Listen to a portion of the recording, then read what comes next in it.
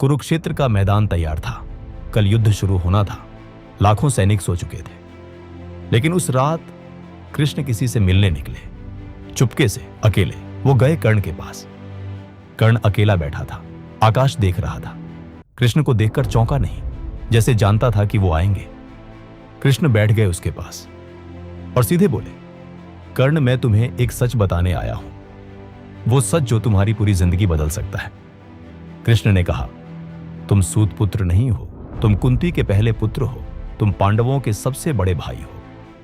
अगर तुम कल पांडवों की तरफ आ जाओ तो युधिष्ठिर तुम्हें राजा बनाएंगे, द्रौपदी तुम्हारी पत्नी होगी, 5 पांडव तुम्हारे छोटे भाई, और दुनिया तुम्हें वो सम्मान देगी जो तुम हमेशा से चाहते थे। कर्ण ने आकाश की तरफ देखा, लंबी सांस ली, फिर बोला, कृष्ण, मैं जानता था, मुझे पहले से पता था। कृष्ण रुक गए। कर्ण ने कहा, कुंती मेरे पास आई थी, उन्होंने भी यही कहा था।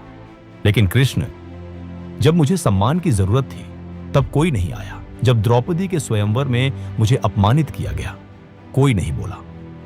जब द्रोणाचार्य ने मना किया, कोई नहीं बोला। जब दुनिया मुझे सूतपुत्र कहती रही, कोई नहीं बोला।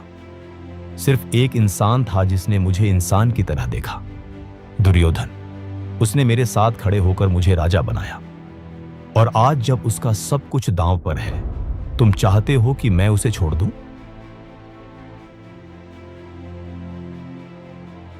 कर्ण आगे बोला, मैं जानता हूं कल मैं मारा जाऊंगा।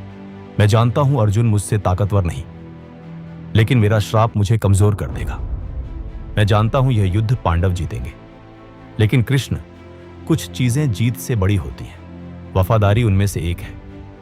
कृष्ण की आंखें भर आईं। कर्ण ने आखिर में बस एक बात मांगी, कृष्ण, मेरी मृत्यु के बाद दुनिया को बताना कि मैं सूतपुत्र नहीं था, बस इतना काफी है।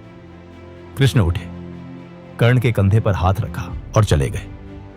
उस रात 2 लोग रोए, एक कर्ण जो जानता था कल वो मरेगा, और एक कृष्ण जो जानते थे कि वो उसे बचा सकते थे, पर नहीं बचाया, क्योंकि कर्ण ने खुद नहीं चाहा।